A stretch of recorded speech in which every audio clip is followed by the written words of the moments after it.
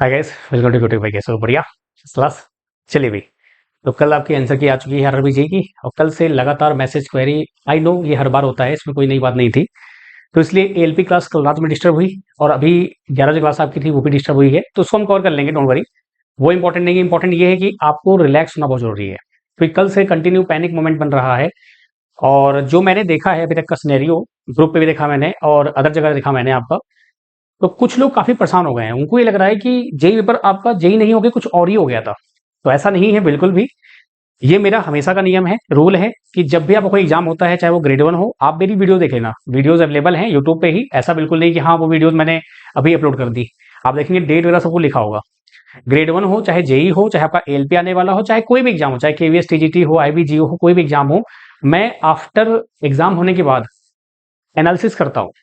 अब एनालिसिस में क्या होता है कि कई लोग की ये क्वेरी होती है कि जो आपने पढ़ाया है क्या उसमें से कुछ आया कि नहीं आया, उसकी बात करते हैं हम लोग। और एकदम रियलिस्टिक बातें करते हैं, कोई बात छुपी नहीं होती है, कि बहुत सारे लोगों ने कोर्स ज्वाइन किया हुआ है, बहुत लोगों ने ज्वाइन नहीं किया हुआ है। जिन्होंने किया हुआ है वो जानते हैं, और वो फिर प्रॉपर वो मैसेज भी करते हैं, मैसेज करते हैं हमेशा। अच्छा, इस वीडियो का मोटो क्या है पहले वो समझ लेते हैं। इस वीडियो का मोटो ये है, ताकि आपका समय बर्बाद ना हो। पहला मोटो तो ये है कि यहाँ पे मैं कट ऑफ आपको नहीं बताऊंगा, मैं कट ऑफ का एक्सपर्ट बिल्कुल नहीं हूं। तो अगर आप कट ऑफ के लिए वीडियो देखने आए हैं तो इस वीडियो को आप स्किप कर दीजिएगा, अगर आप कट ऑफ के लिए लिखने आए हैं, ठीक है। क्योंकि कट ऑफ में मैं बहुत एक्सपर्ट नहीं हूँ, क्योंकि इतनी आरआरबीज हैं, उसके बाद इतना पूरा वो ढूंढना करना चीजें, इतना टाइम है नहीं। क्योंकि एएलबी एग्जाम आपका 2 मई को है, 6 मई को है, तो कट ऑफ तो मैं बिल्कुल भी नहीं बताता। क्योंकि होता क्या है कि जिसके 70 आए हैं वो एक्सपेक्ट ये करता है कि सर 70 बोल दे तो मैं खुश रहूंगा। मेरे बोलने से ना बोलने से जो आपका रिजल्ट आने वाला है उसमें कोई खास फर्क नहीं पड़ेगा। रेलवे है तो ऑब्वियस सी बात है कि वो अपने हिसाब से प्लान करेंगे, हम और आप बस सिर्फ बातें कर सकते हैं। और मेरा काम ये है कि आपको सही गाइडेंस देना। तो जिसका भी एएलपी का एग्जाम है, प्लीज आप लोग फोकस रहिए अपने एएलपी एग्जाम में, इन चीजों पे टाइम वेस्ट मत करिएगा, क्योंकि इस समय दिमाग ऑलरेडी आपका पढ़ाई मन नहीं कर रहा है, ऊपर से जेई का ये आंसर की आ गया। अब आप और ज्यादा अपनी पढ़ाई को डिस्टर्ब करेंगे। तो आप सभी से रिक्वेस्ट है, बिल्कुल भी डिस्टर्ब मत होइएगा, आप लोग फोकस रहिए एएलपी क्लास में। अब क्लास नहीं हुई, क्लास लूंगा तो आप खुद ही मोटिवेटेड रहेंगे, तो इसलिए क्लास अभी आपकी इसके बाद होगी स्टार्ट, तो भाई ठीक है। दूसरी बात करता हूं मैं, कि भाई जो पेपर का लेवल था कैसा था। तो मैं पेपर का लेवल मैंने जो देखा कल से लेके अभी तक का, मैंने पूरा प्रॉपर एनालिसिस किया, और मैंने ये सोच के किया कि भाई अगर मैं एग्जाम में हॉल में होता तो मेरा क्या सिनेरियो होता। तो ऑब्वियस सी बात है, पेपर इजी तो नहीं था। पेपर आपका मॉडरेट टू टफ था। मॉडरेट टू टफ में आप बोल सकते हैं, इजी तो बिल्कुल नहीं बोल सकते आप। अब इजी पीजी बोलना हो तो बात की बात है, लेकिन नहीं, इजी नहीं था। इतना इजी नहीं था जितना हम एक्सपेक्ट कर रहे थे कि इजी जैसे होता है। और आरआरबी में कोई नई बात नहीं है। अब वो इजी क्यों नहीं था, उसका रीजन है, अभी आते हैं, बात करते हैं। इजी मतलब ये होता है कि सबके 120 130 140 मार्क्स आते हैं, वो इजी लेवल पे होता है। और किसी के भी इतने नहीं आते। अगर आपका कितना भी इजी हो जाए 140 प्लस, तो किसी के वैसे भी नहीं आने वाले 150 में से। तो मॉडरेट टू टफ आपका पेपर नॉर्मली आपका था। ठीक है, बात करते हैं आपका थ्योरी था कि न्यूमेरिकल था। एज एक्सपेक्टेड मैंने आपसे कहा था थ्योरी बेस्ड पेपर आपका आएगा, न्यूमेरिकल पे ज्यादा परेशान मत होना। मैं स्टार्टिंग से लास्ट तक कहते कहते थक गया। आप मेरी वीडियो देख लेना, मैंने वीडियो डाल रखी यूट्यूब पे। बाकी पेड में तो मैंने क्लासेस बहुत ली हैं, तो वो वीडियोस भी अब जो पेड वाले हैं वो जानते हैं, बाकी जो यूट्यूब फैमिली हमारी है वो नहीं जानेगी। लेकिन मैंने हर बार बोला है आपसे कि न्यूमेरिकल्स पे ज्यादा ध्यान मत दीजिएगा। न्यूमेरिकल्स इसलिए कराए जाते हैं कि मान लो पेपर में कुछ उल्टा हो गया तो आप कर पाओ, दैट द पॉइंट। इसलिए अभी मैं कह रहा हूं, और मैं आगे भी यही कहूंगा, क्योंकि भाई आपका जो एग्जाम लेवल है वो 120 मिनट में 150 क्वेश्चंस है। न्यूमेरिकल्स बहुत हाई फाई दे देंगे तो आपसे वैसे नहीं बनना है, टाइम लिमिट है ना, दिक्कत ये है। तो आपका पेपर जो था वो 80 to 90% थ्योरी बेस्ड था। 80 to 90% आप बोल सकते हैं थ्योरी बेस्ड था। अब एक बात और आती है, सर क्या पीवाईक्यूज थे? पीवाईक्यूज होते हैं आपके, जो भी आप प्रिपरेशन कर रहे हो उसको समझने के लिए। तो 19 के पेपर में और आपके पेपर में फर्क है, ऑब्वियस बात है फर्क है, लेकिन इतना भी नहीं था कि जितना ऐसा मुझे सुनने को मिला। वो हो सकता है कि जो नॉन टेक की तैयारी करते हैं, जो लास्ट में 1-2 महीने जिन्होंने जेई तैयारी की, क्योंकि स्टेज में उन्होंने फोड़ दिया, अब वो क्या करें, तो जेई तैयारी उन्होंने 1-2 महीने की। 1-2 महीने करके आप टेक्निकल नहीं निकाल सकते हो, मैंने पहले ही बोला था आपको, और मैं अभी बोल रहा हूं, और मैं आगे भी बोलूंगा। इवन आप कोई भी एग्जाम निकाल सकते हैं। जो नॉन टेक पढ़ रहे हैं, 2 साल 3 साल से पढ़ रहे हैं, आप टेक में क्यों आए? क्योंकि आपका नॉन टेक निकल नहीं रहा था। यही रीजन है दोस्त, कि नहीं? बात थोड़ी कड़वी है लेकिन लगेगी, लेकिन आप खुद सोचिए, यही था ना रीजन। अब 2 महीने बाद आप पढ़ के आप आ रहे हैं टेक्निकल, तो आप क्या एक्सपेक्ट करोगे? 2 महीने में मैंने आपसे कहा था कि आपको चीजें समझ में सब आएंगी, लेकिन एग्जाम में आप गड़बड़ करोगे। और 90% स्टूडेंट ने ही गड़बड़ की है। उनके सिली मिस्टेक से 10 से 15 नंबर 20 नंबर कम हुए हैं। इवन बहुत लोग तो ऐसे हैं जो 25-25 नंबर नहीं कम हुए हैं क्योंकि उन्होंने कुछ तुक्का मार दिया था। ठीक है, तो पेपर आपका लेवल जो था वो थ्योरी बेस्ड था, आपका न्यूमेरिकल आपके बहुत बेसिक लेवल पे थे, तो आप बोल सकते हैं ना के बराबर आपका। ठीक है, चलिए, तो ये बात हो गई, कट ऑफ की बात नहीं करेंगे हम लोग, आगे बात करते हैं। Revision is the key of success. मैं आपको हमेशा बोलता हूं, रिवीजन नहीं करोगे आप, चाहे आप क्लास 1 में हो, चाहे क्लास आप 12th में हो, चाहे आप जेई तैयारी कर रहे हो, चाहे किस तैयारी कर रहे हो आप लोग, अगर आप रिवीजन नहीं करेंगे तो आप रेस से बाहर हो। एक सिंपल फंडा ये है, पूरा सिलेबस कवर करना इज डिफरेंट थिंग, उसको दिमाग में रखना is the more different thing. Option में 1 और 2 में सही कौन सा है वो दिक्कत है, ये मैं आपको स्टार्टिंग से बोल रहा था, इसलिए रिवीजन बहुत जरूरी है और रिवीजन आपको करना है, ये इंपॉर्टेंट है। तो एलपी वाले रिवीजन कैसे करिए। ठीक है, बात करते हैं compare to mechanical to electrical. ये भी एक बड़ा मुद्दा उठ रहा है कि मैकेनिकल इलेक्ट्रिकल का मुद्दा क्यों उठा, उसका रीजन है, कुछ पोस्ट आपकी जो है वो मैकेनिकल, इलेक्ट्रिकल और इलेक्ट्रॉनिक्स की तीनों की कंबाइंड है। नो डाउट मैकेनिकल इलेक्ट्रिकल में स्टूडेंट्स ने अच्छा स्कोर किया है, उसका रीजन है, उसका रीजन ये है कि उनका एसएससी जेई का पेपर हर साल होता है, भले ही वो 1 साल गैप हो जाए बात की बात, लेकिन उनका पेपर रखा हुआ है सिविल मैकेनिकल इलेक्ट्रिकल का। सिविल से तो मतलब ही नहीं है क्योंकि सिविल में तो हम लोग वैसे भी नहीं रहते, तो मैकेनिकल इलेक्ट्रिकल बात करते हैं। उनका पेपर हर साल होता है एसएससी जेई लेवल का, हमारा कोई ऐसा पेपर है नहीं। और आपने ये देखा होगा, मैंने आपको बताया भी है कि इलेक्ट्रॉनिक्स में आपकी जो वैकेंसी आती है हर साल आती है, लेकिन अलग अलग डिपार्टमेंट की, कभी केवीएस आ जाएगी, कभी आईबीजू आ जाएगी, कब रेलवे आपकी जो आएगी 5 साल बाद आई है, तो आप उनसे कंपीट नहीं कर सकते। सिंपल सा फंडा ये है, क्योंकि आपका जो सिलेबस है आपको पता थोड़ी है कि भाई हर साल पेपर अगर आ रहा हो तो आप उस हिसाब से तैयारी करेंगे। आप मैकेनिकल्स और इलेक्ट्रिकल का बच्चा जो भी होगा, नॉन टेक की तैयारी भले ही कर रहा हो, लेकिन टेक्निकल तैयारी एक बार जरूर करता है वो।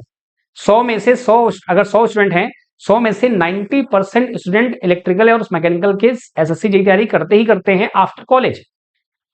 लेकिन इलेक्ट्रॉनिक्स में 100 में से 20 बच्चा ही टेक्निकल जाता है, बाकी 80 आते हैं अदर में।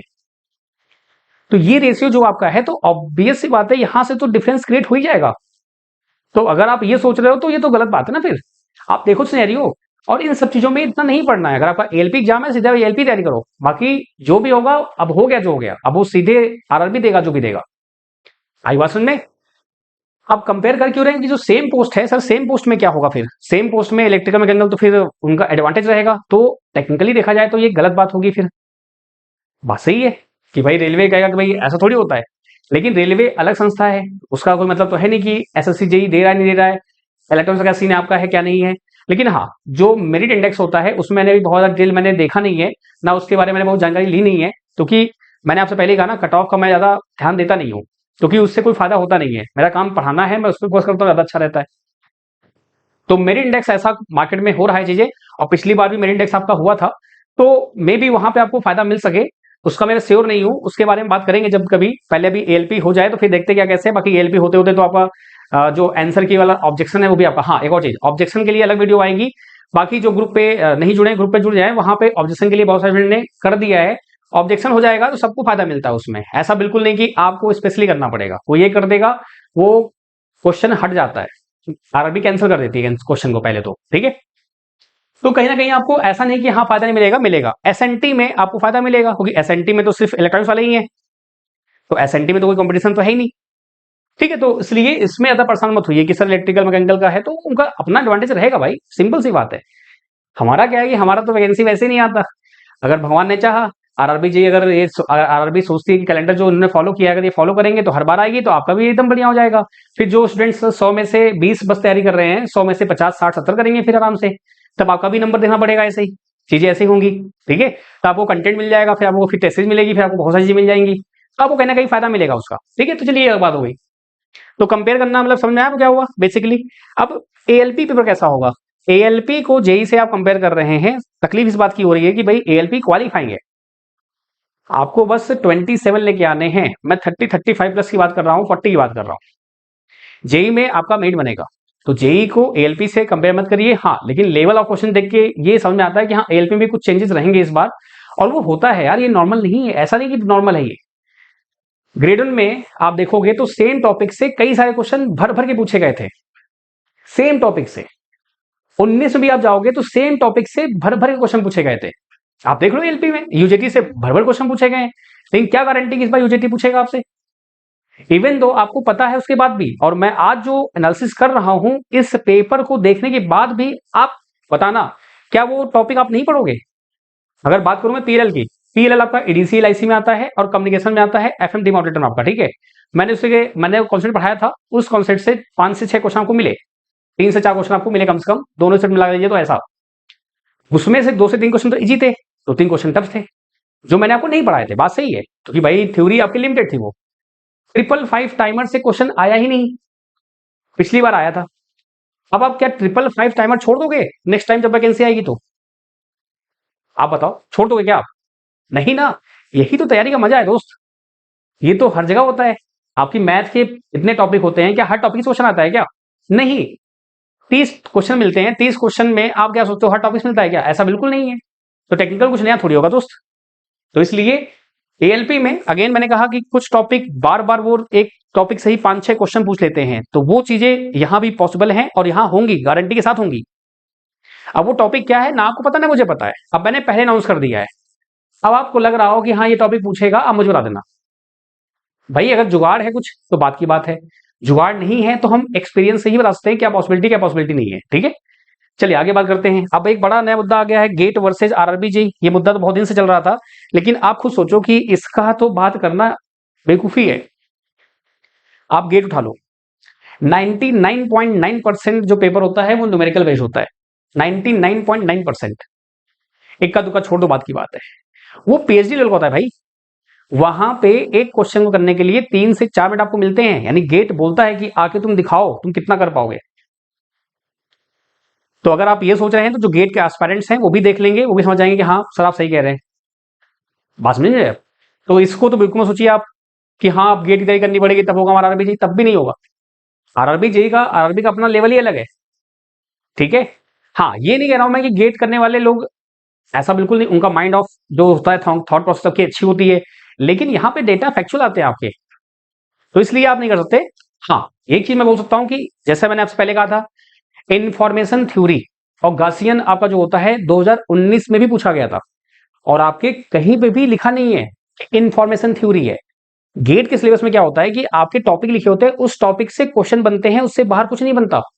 आरआरबी में दिक्कत क्या है कि वो टॉपिक में बस एक पॉइंट लिख देंगे, मॉड्यूलेशन टेक्निक बस हो गया। अब उसके अंदर क्या पूछ लेंगे कुछ नहीं जानते। अब मॉड्यूलेशन टेक्निक में क्या लगता है कि बस एएम पीएम एफएम बनेगा, आपका ये सब बनेगा। लेकिन उन्होंने क्या पूछ लिया इस बार, आपका पूछ लिया है फूरियर ट्रांसफॉर्म क्वेश्चन। अब फूरियर ट्रांसफॉर्म क्यों पूछा गया, उसके पीछे एक रीजन हो सकता है कि उन्होंने किस लिए पूछा होगा, बात की बात है। लेकिन अब इसके लिए थोड़ी कि आप सिग्नल सिस्टम करते बैठोगे, आप कर लो, कोई फायदा नहीं मिलेगा उसका, वेस्ट ऑफ टाइम है। हर बार मैं आपको फिर से बोल रहा हूं कि 90 क्वेश्चन रहेंगे जो पढ़े रहेंगे, 10 क्वेश्चन आपको नए मिलेंगे। उन 10 के चक्कर में आपको 20-30 घंटे और पढ़ना पड़ेगा, और गारंटी नहीं कि वही आएगा। जैसे पिछली बार इन्फॉर्मेशन थ्योरी से आया था, अब जिसने इन्फॉर्मेशन पढ़ लिया होगा, इस बार तो आया ही नहीं, इस बार तो कुछ और आ गया। तो इसलिए जो हमेशा आते हैं टॉपिक उनको पहले करिए अच्छे से, जो कभी कभी आते हैं उनको बाद में रखिए, वो फिर जुआ है, गैम्बलिंग है। आपका नॉन टेक है, 50 नंबर का था, नॉन टेक आप स्टेट में क्वालिफाई होकर आए थे ना, तो 50 में से मैं ये सोचता था कि अगर आप लोग भाई नॉन टेक क्वालिफाई होकर आए हैं तो 40 पे 45 नंबर फोड़ेंगे आप। कई लोगों ने फोड़ा है, कई बहुत लोग नहीं फोड़ पाए, इवन दो आपने स्टेज में क्वालिफाई किया है नॉन टेक की हेल्प से ही। बात समझ रहे हैं लेवल? तो मैं जो कहना चाह रहा हूं आप समझ पा रहे हैं कि सबसे इंपॉर्टेंट क्या है, जो चीजें हाथ में है पहले उसको करिए, नहीं करेंगे गड़बड़ हो जाएगा। चलिए आगे बढ़ते हैं फिर। नॉन टेक जो एस्पिरेंट्स है वो क्या करें अब? भाई जो टेक्निकल है वो तो भाई टेक्निकल जम तैयारी कर रहे हैं और वो कहीं ना कहीं सेट हो जाएंगे। What about non tech? देखिए नॉन टेक एस्पिरेंट जो अभी सीजीएल कर रहे हैं, सीजीएसएल कर रहे हैं, एमटीएस कर रहे हैं, फिर और भी एग्जाम दे रहे हैं, आप लोग नॉन टेक में स्ट्रांग हो, आपके पास पावर आ गई है, प्लस आपने टेक्निकल में 1-2 महीने जो टाइम दिया, आपने 1-2 महीने में बहुत सारे नॉन टेक स्टूडेंट ने कोर्सेज ज्वाइन किए, उन्होंने पढ़ाई की, चीजें की, जो भी किया, और उन्होंने अच्छा भी रिस्पॉन्स किया, ऐसा नहीं है रिस्पॉन्स का अच्छा आया। तो क्या आप करें? देखिए नॉन टेक आपका अच्छा है, आप नॉन टेक में मॉक दीजिए, टेक्निकल में आप कंटिन्यू करिए, इससे आपका जो वर्सेटाइल है बढ़ जाएगा, ठीक है। और हाँ, जो 2 साल 3 साल 4 साल तैयारी कर रहे हैं भाई साहब, आप कोई जॉब पकड़ लीजिए साथ में, क्योंकि ये तैयारी जो जाल है ना ये बड़ा खतरनाक है, इससे फंसते हैं तो फंसते निकलना नहीं मुश्किल हो जाता है।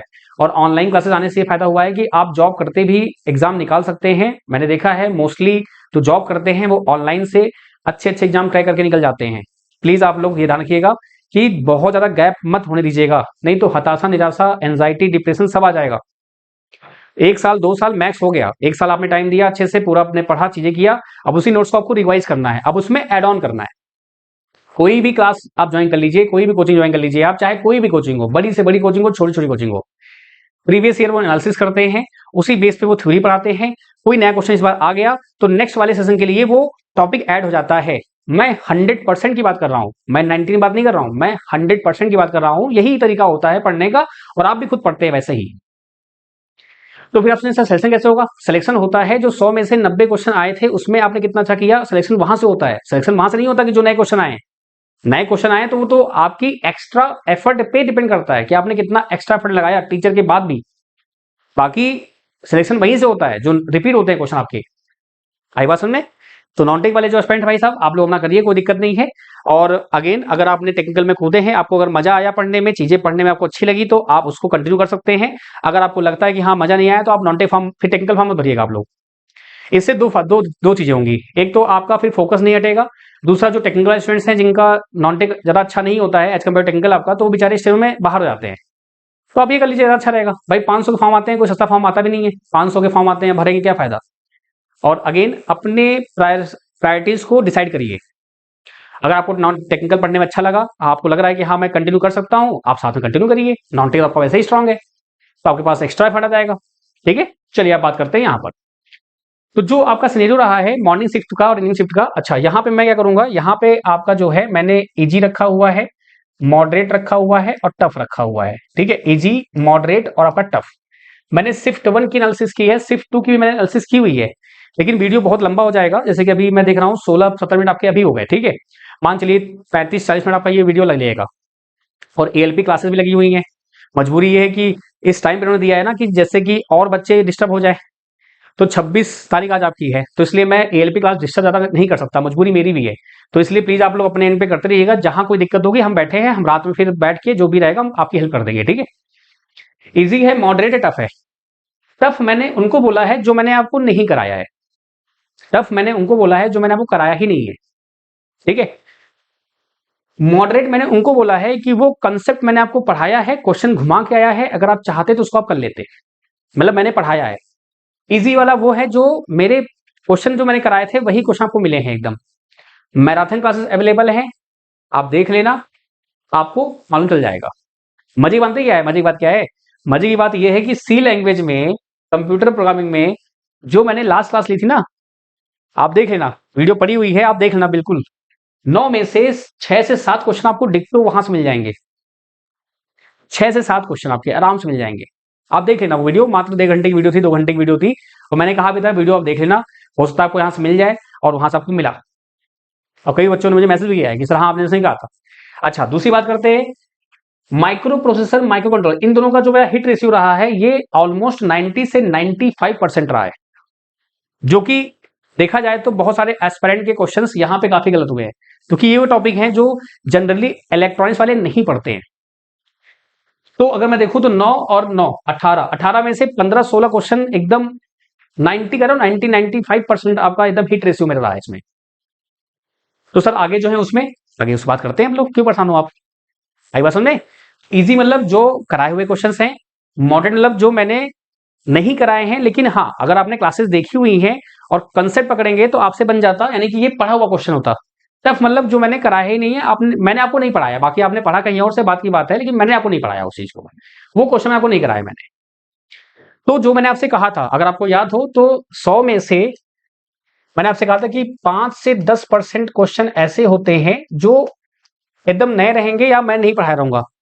और मैं ये अभी नहीं, मैं आगे के लिए भी बोल रहा हूं। वो बात अलग है कि भाई लकली अगर आपका 100 में से 90 आ गया तो बात की बात है। 5 से 10% इस बार भी वही हुआ। मैंने एनालिसिस किया पूरा प्रॉपर, मैंने यहाँ पे प्रॉपर बैठ के एनालिसिस मैंने किया हुआ है। अब बताओ, पेपर में जब मैं टेक्निकल में पढ़ाता हूँ, टेक्निकल में मुझे टाइम लग गया, तो आपको जो मैं कट ऑफ कैसे बताऊंगा भाई? कट ऑफ तो मेरे ऊपर से निकल जाएगा, ये उसको तो फिर मुझे बहुत टाइम देना पड़ेगा। और उसके लिए बहुत सारे लोग ऑलरेडी बना रहे हैं वीडियोस, तो प्लीज उनको आप देख लीजिएगा, लेकिन बहुत टाइम वेस्ट मत करिएगा। बहुत सारे लोग जो आपका रैंक मित्रा या कुछ और अदर हो गया, वहां पे जो देते हैं, बहुत सारे लोग डेटा डालते ही नहीं है। बहुत सारे एस्पिरेंट ऐसे हैं जो डेटा डालते ही नहीं है। ठीक है, तो ये पूरा सेटल यहाँ पे दिया हुआ है। तो अगर बात करूं मैं आपका यहाँ पर कि जो आपके इस बार का सिनेरियो था, मैंने कहा था 5 से 10% आपका, यानी 100 में से 10 क्वेश्चन आपको नहीं मिलेंगे। लेकिन इस बार क्या हुआ है कि सिर्फ 2 में 11 क्वेश्चन ऐसे थे जो मैंने आपको नहीं कराए थे। 11 मतलब वही मान लीजिए 10% 11% आपका हो गया, और 12 क्वेश्चन आपके थे इसमें। तो 12 और 11 छोड़ देता हूं मैं, कि 12 इसमें 11 इसमें, जो कि मैंने पहले आपको बताया था, तो उसमें कोई बड़ी बात नहीं है, कोई कुछ नया नहीं हुआ। नया तब होता जब 15 से 20 क्वेश्चन ऐसे होते जो मैंने बिल्कुल पढ़ाए नहीं थे, 30 क्वेश्चन होते, मुझे तकलीफ होती, लिटरली मुझे तकलीफ होती, और इस चीज को मैं एक्सेप्ट करता। लेकिन मैंने क्या कहा था आपसे कि भाई 11 क्वेश्चन 10-12 क्वेश्चन तो ठीक है, ये एक्सेप्टेबल है, इतना कोई इशू नहीं है, और ये हमेशा रहेगा। आप जब भी ज्वाइन करेंगे, मैं बिल्कुल ये झूठ बोल के नहीं कि हाँ मेरा कोर्स ज्वाइन करिए, मैं ऐसा करा दूंगा वैसा करा दूंगा, नहीं, रियलिस्टिक की बात करता हूं मैं।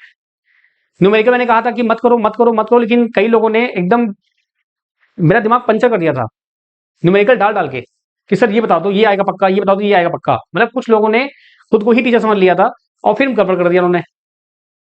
कुछ ही लोग हैं, अगर मैं बात करूं तो अगर 1000 हैं तो 1000 में से 2 ही 3 लोग हैं। 2-3 वो लोग थे जो पहली बार टेक्निकल पढ़ रहे थे। जो ऑलरेडी टेक्निकल पढ़ रहा है उनको पता है, वो स्मूथली तैयारी करते हैं और निकल जाते हैं। सेम ऐसे ही नॉन टेक में होता है, जो टेक्निकल बंदा पहली बार नॉन टेक पढ़ता है वो भी यही करता है। तो जिस फील्ड में आप पहली बार आते हैं तो पहली बार में यही होता है, उसके बाद आपको एक्सपीरियंस मिलता है और आप क्या करते हैं, फिर अपनी लाइन में आ जाते हैं कि हाँ यार अब ऐसे करना है।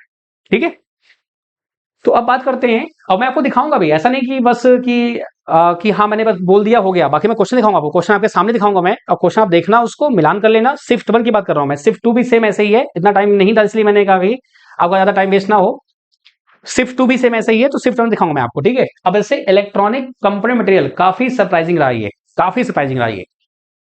इसमें अच्छे क्वेश्चन आए थे, मतलब अगर मैं बात करूं कि जो मैंने बोला ना 5 से 10% आपका जो था, उसमें से अगर इसमें 11 क्वेश्चन मेरे पढ़ाए नहीं आए थे, तो उसमें से 4 से 5 क्वेश्चन यहीं से थे, इलेक्ट्रॉनिक कंपोनेंट मटेरियल। और वो टॉपिक ऐसे भी थे कि अगर मैं वहां तक मैं सोचता भी नहीं, क्योंकि आपका ब्रांच जो है वो इलेक्ट्रॉनिक्स है ना, मटेरियल साइंस से क्वेश्चन उठा के देंगे तो फिर बहुत फिर दिक्कत हो जाएगी, फिर तो ऐसा हो गया। तो वो तो मैंने कहा कि हाँ भाई यहाँ पे सबसे ज्यादा क्वेश्चन आपको यही मिले जहां पे मैंने आपको नहीं पढ़ाया था। अब कई लोग क्या कहेंगे, सर इसी वजह से मेरा सिलेक्शन नहीं हुआ, इसी वजह से मेरा सिलेक्शन नहीं हुआ क्योंकि आपने पढ़ाया नहीं। मतलब लेवल समझ रहे हो आप? 65 क्वेश्चन ऐसे थे जो इजी कैटेगरी में थे, 65, अभी दिखाऊंगा मैं आपको पूरा मिला के। 65 क्वेश्चन ऐसे जो इजी कैटेगरी में थे, इजी मतलब वेरी इजी, 100 में से 65 थे इजी में से आपके। और अगर बात करूं मैं तो 19 थे मॉडरेट।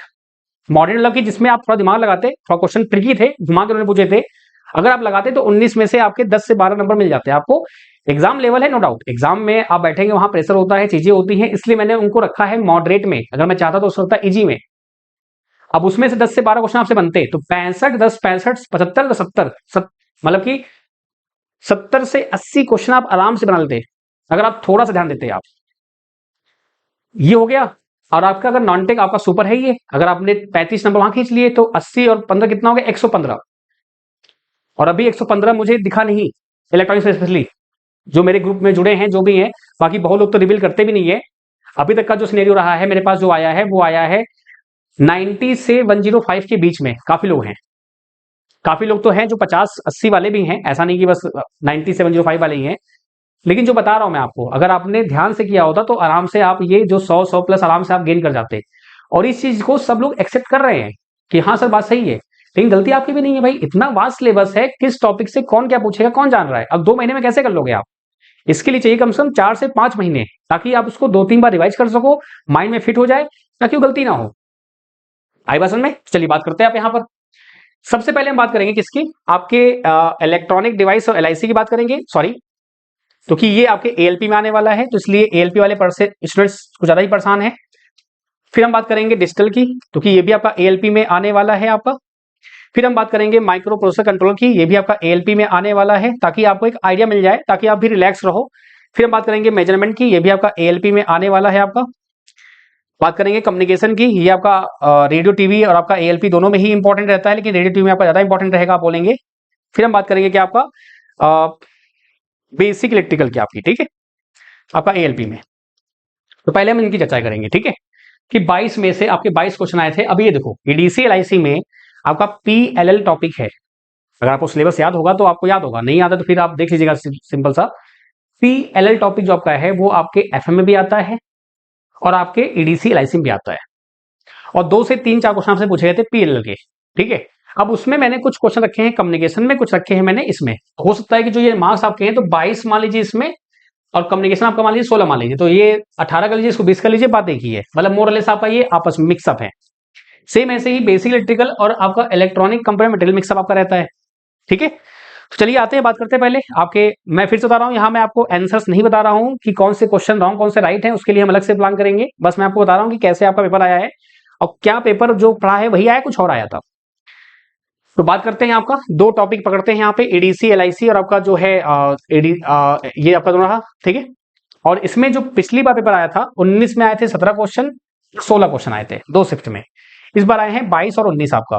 तो लमसम आपका लमसम उन्होंने वही पकड़ा हुआ है, इसमें कोई बड़ी बात नहीं है, ठीक है। और जान दुख क्या बच्चों को हुआ है, स्टूडेंट को हुआ है, दुख इसलिए हुआ है ना कि एडीसी एलआईसी आपने बहुत अच्छे से पढ़ा, लेकिन यहाँ पे भी आपके जो टफ क्वेश्चन आए हैं वो 3 आ गए हैं। टफ जो है वो 3 आ गए, 3 मतलब जो मैंने पढ़ाए नहीं आपको। इजी में बात करूं तो इजी आपके 16 आए थे, इजी आपके 16 आए थे, ये आपके इजी थे 16 आए थे आपके। और अगर बात करूं मॉडरेट की तो मॉडरेट आपके आए थे कितने, 3 आए थे आपके, 3,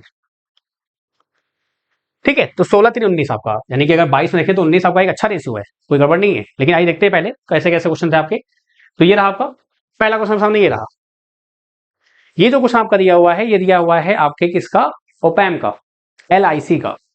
विच of the following correct regarding the open loop differential amplifier आपका। So input are applied at both inverting and non inverting, आपका बात सही है। इसको क्या करेंगे आप, क्या मैं इसको आप लिखूं टफ में कि इजी में, बताओ। ये तो इजी है ना भाई, कि नहीं। टॉपिक कहाँ का है, एलआईसी का। किसका टॉपिक है आपका, इसके अंदर ही आप पढ़ते हैं, मैंने आपको पढ़ाया हुआ है, गॉट इट। चलिए भाई दूसरे पे आते हैं। ये क्वेश्चन आपका मॉडरेट का है, इसको मैं मॉडरेट रखता हूं। ये भी वैसे है इजी, लेकिन अगर मैं देखूं एग्जाम के सिनेरियो को, एग्जाम लेवल को, और वो जो लेवल आपका था उस टाइम पे जब आप एग्जाम बैठे थे, वहां गर्मी है, ठंडी है, कैसी है, बरसात है, क्या है, जो भी है सब चीज देख के अगर मैं देखूं तो इसको मैंने रखा है मॉडरेट पे। ये इजी नहीं था, कारण क्या है, क्योंकि यहाँ पे इन्होंने बोला है ओपन लूप गेन आपका दिया है 10 की पावर 5 होना चाहिए यहाँ पे, ये 105 लिखा हुआ है, आई डोंट नो क्यों। तो 10 की पावर 5 दिया हुआ है ये आपका, और वो 100 मिली वोल्ट है। तो अगर मुझे वी आउट निकालना होगा तो क्या करूंगा मैं, ये मैं गेन लूंगा आपका और इसको मैं 100 मिली वोल्ट से मल्टीप्लाई कर दूंगा, तो क्या हो जाएगा यहाँ से आपका ये 10 की पावर 5 हो जाएगा, और यह जाएगा 10 की पावर आपका माइनस समथिंग, आपका ये 3 है तो ये जाएगा -1 हो जाएगा आपका, ये 10 की पावर 4 आ जाएगा। ये ट्रिकी क्वेश्चन था, मैंने कहा था ना ट्रिकी क्वेश्चन पे ध्यान रखिएगा, ट्रिकी है जो गड़बड़ करेंगे। अब 10 की पावर 4 आपका हो गया, आपका आंसर ये होना चाहिए आपका, आपके हिसाब से। लेकिन क्या लिखा उन्होंने, assuming the supply is ±15 volt, यही ट्रिक था। सप्लाई से आपको मैंने ग्राफ दिखाया है, अगर किसी ने ध्यान से पढ़ा होगा तो भाई देखो मैंने क्या बोला, एज अ टीचर मेरा काम होता है कि कंसेप्ट देना, उसके बाद भाई मेहनत आपकी होती है, 10% हमारा काम होता है, उस 10% को मैं 200% करता हूं। ये ग्राफ देखा था ना आप लोगों ने, नहीं देखा था, ये लीनियर होता है, ये आपका सैचुरेशन होता है, ये जो वैल्यू होती है ये होती है किसके कारण, 15 वोल्ट के कारण होती है। तो इसलिए मैंने इसको रखा है मॉडरेट में, ठीक है। चलिए भाई आगे बढ़ते हैं, थर्ड पे आते हैं। आपका डायोड क्वेश्चन है, diode in operating forward bias, which of the following statement incorrect, आपका इनमें से कौन सा इनकरेक्ट है। मैंने आपसे कहा भी था कि आपको इनकरेक्ट वाले क्वेश्चन में ध्यान रखना है, वहां पे गलती नहीं करनी है। बोल रहा है रिडक्शन ऑफ डिप्लीशन रीजन, सही बात है। हैवी फ्लो माइनॉरिटी कैरियर्स, देख रहे हो आप, किसमें रखूं मैं इसको, इजी में कि टफ में, इजी में। नो डाउट ऑप्शंस हैं अच्छे, लेकिन मैंने क्या बोला आपको, इजी में आना चाहिए। अगर आप इस लेवल तैयारी कर रहे हैं तो ये इजी लेवल पे है, ये क्वेश्चन आपसे गलत नहीं होना चाहिए था। कहां पे है ये आपका आ गया पीएन जंक्शन डायोड का। अभी आपने 3 क्वेश्चन देखे, 3 में से 2 क्वेश्चन पे कहां क्या है, एलआईसी से आया आपके, 2 क्वेश्चन आपके एलआईसी से, आपका ये रहा इजी। आ जाओ अभी 4th नंबर, ये आपका इजी कैटेगरी में आता है। आप जब पढ़ते हैं क्या, एम्पलीफायर आपका, तो उसमें आप पढ़ते हैं फीडबैक एम्पलीफायर, उसमें तो shunt shunt series, shunt series series आपका। और मैंने आपको फॉर्मूले टेबल दिया हुआ है, 1 + a बीटा के फॉर्म में टेबल दिया था ना, अगर इंक्रीज होगा तो ये होगा, डिक्रीज होगा तो ये होगा, उसकी वैल्यू निकालनी थी। और ये मैंने क्लास में कराया हुआ है, क्लास में जो पेड क्लासेस है मैंने उसमें कराया हुआ है, यूट्यूब पे भी 2 क्वेश्चन मैंने कराए थे आपको। और मैंने आपसे कहा था ग्रेड 1 की क्लासेस देख लेना, ग्रेड 1 में मैंने कराए हैं क्वेश्चन आपको। तो ये न्यूमेरिकल आपका आया हुआ था, 2 न्यूमेरिकल आपके आए हुए थे इसमें। न्यूमेरिकल जो थे वो आप नहीं बोल सकते कि बहुत ज्यादा हाई फाई थे, नॉर्मल थे। अभी ये बोल रहा है वोल्टेज सीरीज आपका, तो ये है क्या, सीरीज शंट आपका है। सीरीज में क्या होता है आपका, इनपुट बढ़ेगा और आउटपुट घटेगा, इनपुट बढ़ेगा आउटपुट घटेगा।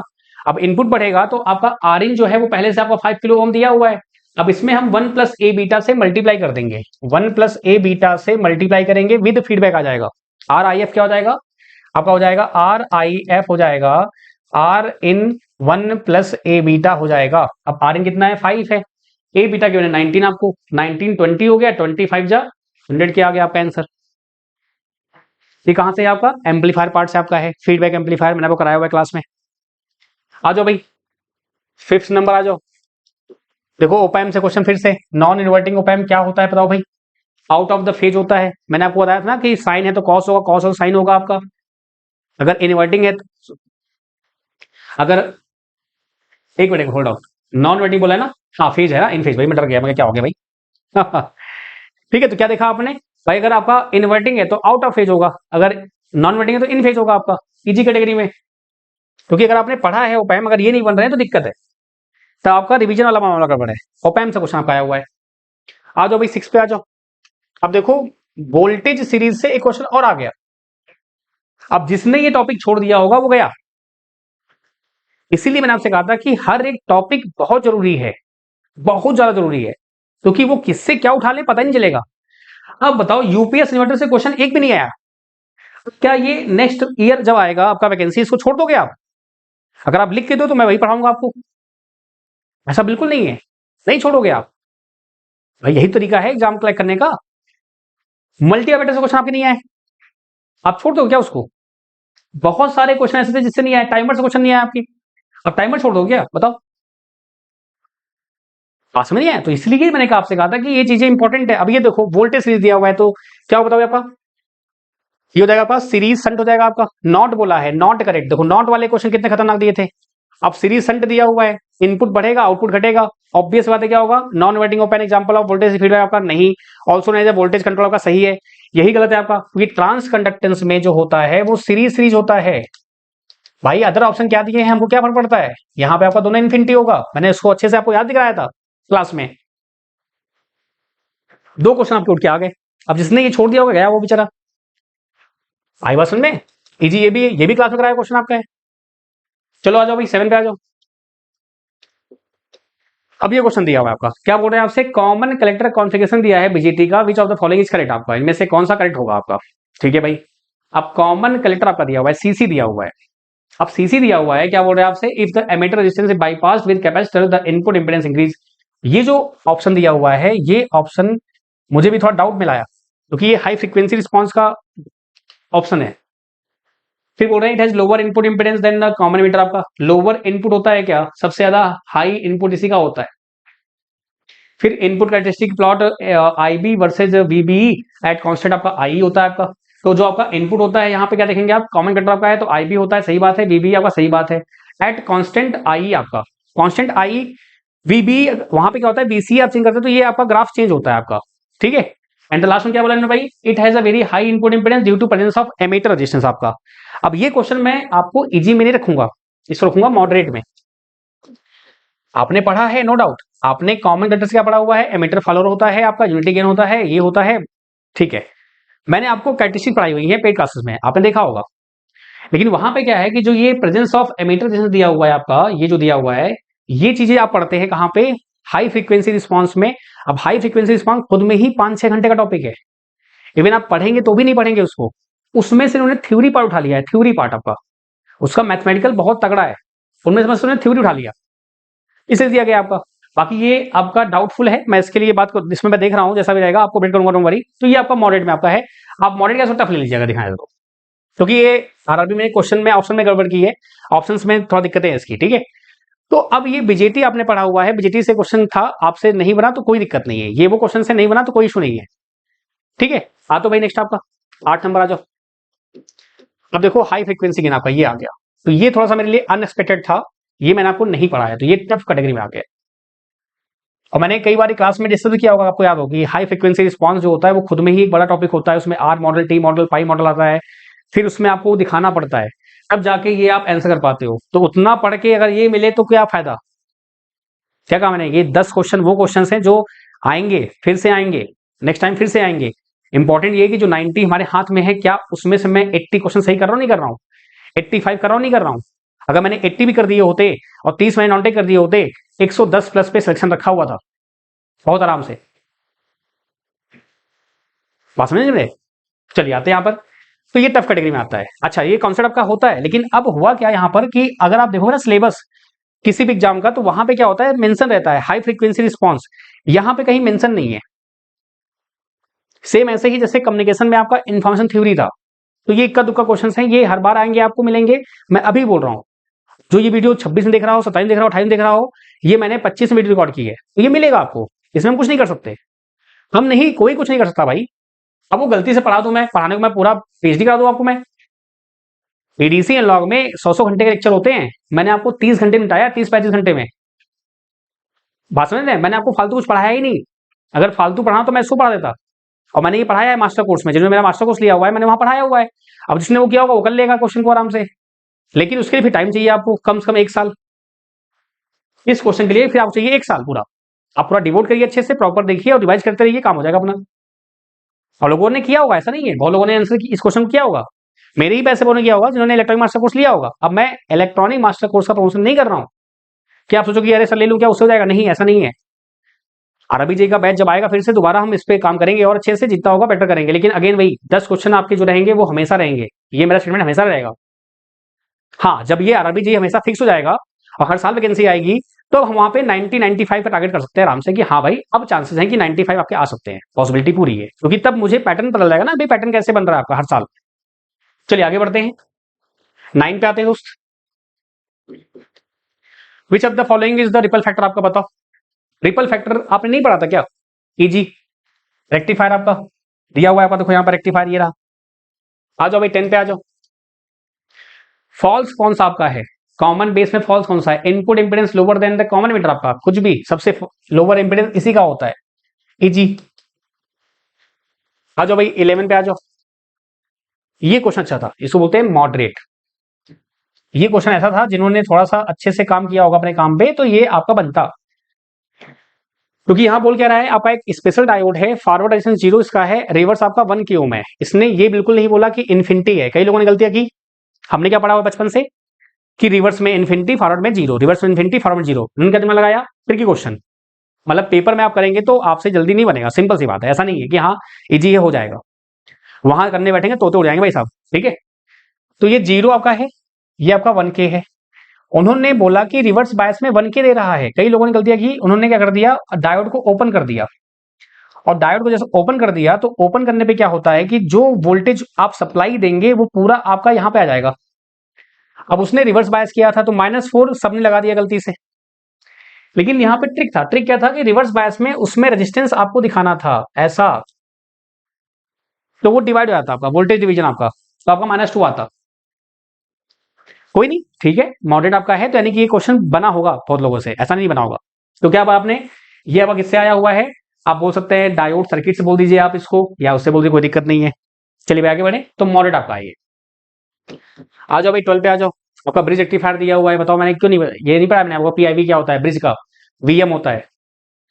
रेक्टिफायर क्वेश्चन देखो आपका, देख रहे आप, रेक्टिफायर से क्वेश्चन 2 आ गए, एम्पलीफायर से क्वेश्चन 2 आ गए, एलआईसी से 2-3 क्वेश्चन आपके आ गए। इन्होंने इस टॉपिक को टच ही नहीं किया। अब जिसने पढ़ा होगा बेचारे ने वो गया, जिसने पढ़ा होगा ये बेचारे ने गया, तो वही दिक्कत है। आगे बढ़ते हैं, इजी में आता है ये कैटेगरी में आपका। फिर आगे बढ़ते हैं 13 पे आते हैं। अब हार्टले ऑसिलेटर दिया हुआ है आपका। अब कई लोग यहाँ पे कंफ्यूज होंगे, सामने तो पढ़ाई नहीं है, पैरेलल रेजोनेंस पे काम करता है, किसने कहा इसको पढ़ने के लिए, आप ये पढ़ो तीनों ना, एलिमिनेशन मेथड, तो इसको मैं इजी में रखता हूँ, ये टफ नहीं है, इजी है। एलिमिनेशन मेथड आपका आरए लगता है क्या यहाँ पे, एलसी लगता है, एलसी। हार्टले आपका कॉमन होता है 550 हर्ट्ज से कम होता है, नहीं भैया ये रेडियो फ्रिक्वेंसी काम करता है आपका। फिर लास्ट क्या बचा, आप ये आरसी नेटवर्क करते हैं क्या आप लोग, नहीं भैया आरसी फिक्स थोड़ी है, ये बचा क्या आपका दिस वन। अब यही क्वेश्चन रिपीट हुआ है दूसरे शिफ्ट में, दूसरे शिफ्ट में यही क्वेश्चन रिपीट हुआ है, वहां पे फॉर्मूला दिया हुआ है हार्टले का, और ये भी ऑप्शन में दिया हुआ है। तो कई क्वेश्चन ऐसे भी थे जो शिफ्ट में रिपीट हुए हैं, लेकिन वो ऑप्शंस को चेंज करके रिपीट हुए हैं, ऐसा हुआ है। तो ये इसी कैटेगरी में आता है आपका, कहाँ का है ये, आपके ऑसिलेटर क्वेश्चन आपका है। चलो भाई आगे बढ़ते हैं, 14 पे आते हैं। ये पैरा क्वेश्चन है, इसको आप टफ ले सकते हैं, इसमें कोई दो राय नहीं है, क्योंकि IC 723 है, ये टफ में आपका आता है, इसको तो हम बिल्कुल बोल सकते हैं टफ में, इसमें कोई वही नहीं है, ठीक है। आ जाओ भाई 15 पे आ जाओ। बाकी इसकी हम बात करेंगे, देखिए जो चैलेंज वाले क्वेश्चन है उसकी हम बात करेंगे। कॉमन एमिटर दिया हुआ है फॉर द फॉलोइंग करेक्ट आपका, इनमें से कौन सा करेक्ट आपका है कॉमन एमिटर के लिए? इनपुट इंपेडेंस आपका लोअर होता है सीबी से, बिल्कुल नहीं। कॉमन एमिटर होता है lowest input impedance among the all, बिल्कुल नहीं। Input characteristic are plotted between IB and VB आपका एट कांस्टेंट आईसी आपका, ये जो आईसी वाला पंगा है ना, ये ध्यान रखना है आपको। फिर क्या दिया है, if the magnitude of output voltage increases the input current decreases. अब ये भी एक थोड़ा सा है, इसमें मैंने काम नहीं किया, अभी काम करेंगे इस पे हम क्या कैसे आपका है। बाकी यहाँ पे 180 का फेज शिफ्ट होता है, तो जो फेज शिफ्ट होता है वहां पे क्या होता है आपका कि वो करंट को डिक्रीज इंक्रीज करते हैं, तो उस सेंस में आपका होता है, तो वो चीज आपका है। बाकी इनपुट जो आपका प्लॉट होता है आईबी और वीबी आपका जो होता है, देखो इनपुट जब प्लॉट करोगे आप तो वहां पे क्या होगा, इनपुट की हम बात करेंगे। आपके कॉमन एमिटर में इनपुट क्या होता है, बेस और आपका एमिटर। अब बेस आपका है तो आईबी होगा, आई तो आपका आएगा नहीं पिक्चर में, आईबी और वीबी। अब कांस्टेंट क्या रखेंगे आप, वीसीई जो होगा उसको आप वेरी करेंगे, तो आपका ग्राफ जो होता है वेरी करता है कुछ ऐसा, ये ऐसा आपका, ठीक है। तो इसको हम लोग लेते हैं मॉडरेट में आपका। बाकी अगेन मैंने कहा आपसे ना कि चीजें आप कीजिए तो वो वेरी करता है आपका, ये मैंने पढ़ाया हुआ है क्लास में, ये सब क्लास पढ़ाए हुए थे, ये मैंने आपको नहीं पढ़ाया था। टफ मतलब नहीं पढ़ाया मैंने आपको, टफ मतलब नहीं पढ़ाया, मॉडरेट मतलब पढ़ाया हुआ है, आप ध्यान देते हो जाता। आ जाओ भाई 16 पे आ जाओ, बताओ भाई ब्रिज रेक्टिफायर क्या होगा आपका, best describe in bridge rectifier current flow to diode during the both positive and negative half cycle, कुछ भी। The output voltage rectifier only DC component not AC ripple. Bridge rectifier full rectifier does not require centre tap, आपका बिल्कुल सही आपका है, centre नहीं चाहिए इसको। तो बताओ भाई क्या आपका है। अब इसी में आपका टीयूएफ शिफ्ट 2 में टीयूएफ पूछा गया था, ट्रांसफार्मर यूटिलाइजेशन फैक्टर आपका किसका कम किसका ज्यादा होता है, ये भी आपका इजी है। आ जाओ भाई 17 पे आ जाओ, आरसी फेज शिफ्ट आपका, ये दो क्वेश्चन आपका आ गया ना। अब देखो यहाँ पे नेटवर्क आपका जो होता है ये सही है, ये सही है, ये सही है, तो ये तो गलत हो गया अपने आप, अगेन इजी। और बोला है इनकरेक्ट, और मैं अगर आप देख लेना लिटरली आप देख लेना, लास्ट में जो मैंने बताया ना, लास्ट लास्ट मिनट में क्या करना है क्या नहीं करना है आपको, मैंने वहां स्पेशली लिखा था ट्रिकी एमसीक्यूज ध्यान रखना है, फॉल्स वाले में ध्यान रखना है। आप देख लो वीडियो पड़ी हुई है तो आप समझ में आएगा आपको। चलो भाई ये कहाँ का आपका है, आपके ऑसिलेटर का है। आ जाओ भाई 18 पे आ जाओ, फेज लॉक्ड लूप आपका, ये जो देखा जाए तो यहां पर ये फेज लॉक लूप लिखा हुआ है, लेकिन लो पास फिल्टर से ही आप इसको बना लेते हैं। फेज लॉक लूप के अच्छे क्वेश्चन भी आए हैं जो मैंने नहीं कराए हुए हैं, लेकिन ये क्वेश्चन आपसे बनना चाहिए था क्योंकि ये इजी है। कैसे, इसने बोला है the function of low pass filter. अब लो पास फिल्टर जो आपका होगा to increase the frequency of input signal, कुछ भी, to remove the DC component of the signal आपका, भैया लो पास फिल्टर है डीसी थोड़ी रिमूव करेगा आपका, ऐसा कुछ है। To remove the high frequency noise आपका, बिल्कुल सही बात है। Modulate of the output signal आपका ना, तो ये इजी में आता है आपका, इसको हम इजी रखते हैं क्योंकि अगर आपने टेक्निकल पढ़ा है ढंग से तो आप इन क्वेश्चंस को आराम से आंसर कर सकते हैं। आ जाओ भाई 19 आ जाओ। अब ये क्वेश्चन थोड़ा सा अपवाद वाला है, इसमें एक चैलेंज के लिए बात चल रही है, अगर इसका सोर्स मिलता है अच्छे से तो मैं आपको दूंगा उसके लिए, तो उसके लिए वरी मत करिएगा। क्योंकि यहाँ पे बीजेट दिया है 7 वोल्ट आपका, जो आपका जनरल ब्रेकडाउन होता है।